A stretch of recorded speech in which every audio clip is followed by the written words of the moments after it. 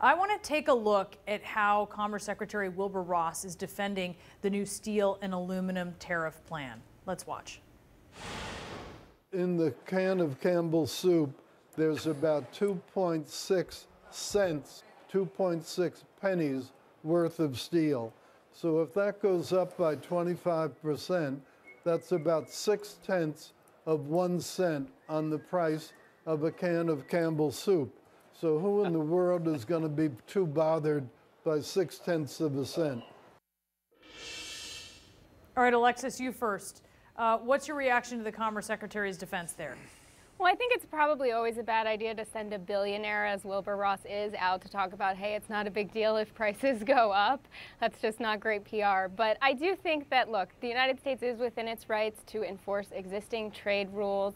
I think, Trump is trying to say he's pro-American worker. But what confuses me about this is too often Trump says one thing and then the Republican Congress does another, right? Ostensibly, this is about helping American workers. And for too long, there's been this glut of aluminum and steel because of things like illegal subsidies. But does Trump know that next week Mitch McConnell is going to bring a bill to the Senate floor that's going to deregulate large foreign banks? It seems like he's talking tough on trade and he's talking about making, strides for the American workers. But at the same time, Mitch McConnell is about to roll back the rules on banks like Deutsche Bank and UBS. So the whole thing is very confusing to me. Stephen, what do you think? Well, I don't like steel and aluminum tariffs. And I've told President Trump that. He knows I disagree with him on this. It's one thing, in my opinion, to put a tariff on, let's say, a dishwasher or solar panels, and that might make dishwashers and solar paneling a little bit more expensive. But if you put a tariff on steel, aluminum, that's contained in so many products, including a can of tomato soup from Campbell's.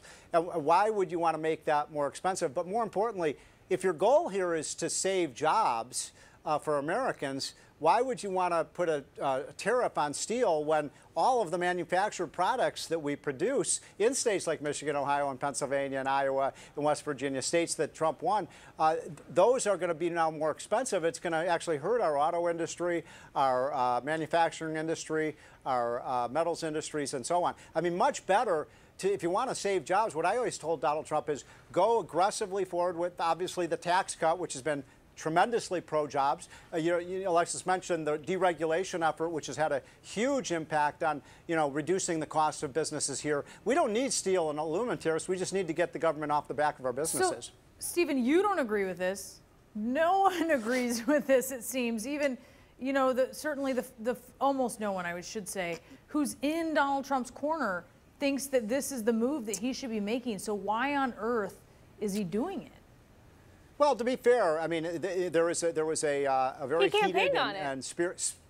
Well, look, I mean, number one, he did campaign on it, and I think this shouldn't come as a surprise to people. He told people that if he was elected, he was going to put tariffs on various items that are imported that he thought was either a threat to American security or job security. So he is keeping a campaign promise here.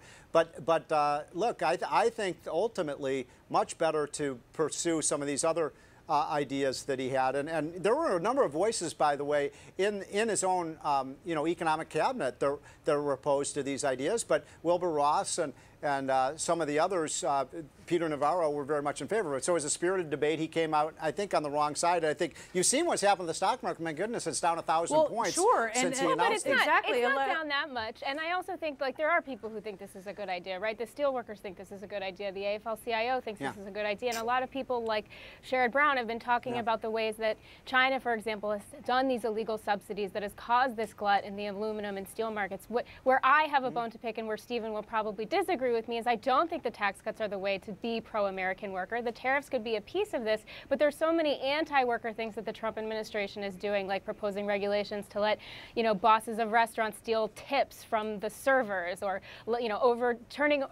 rolling back this thing called the overtime rule, which helps Americans who make overtime and ensure that they get that money. The tariffs could be a piece of this, but, of course Wall Street doesn't like this because Wall Street wants free flow of capital without rules and conditions.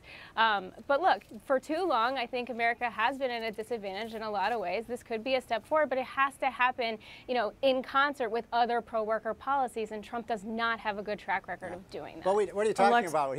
We've got the lowest unemployment rate in 20 years. We've got the lowest black unemployment. We've got job creation through the roof. I mean, this has been a very pro-worker president. There's no doubt about that. I mean, all Trump has been doing is talking about the stock market, and now it's tanking. Like, you can't tie your fate to the stock market. Half of Americans aren't even in the stock market. And well, we want to. Wait a minute. I want every single American to be in the stock market, because that's where, you know, a great way to make money. But look, when it comes to the AFL-CIO, I think they're making a mistake here, because look, think of all the workers that are in auto manufacturing, in all sorts of other kinds of manufacturing, in the computer industry and so on, that are negatively affected by this. I don't even think, Alexis, this is going to create jobs for Americans. I think on balance we may end up losing jobs, because now steel is going to be 20% more expensive in the United States than it is in China and Mexico and Germany and other countries that we compete with. So I don't even see the kind of economic logic of the aluminum and steel tariffs, and I think in the end, I hope that Trump draws back on it.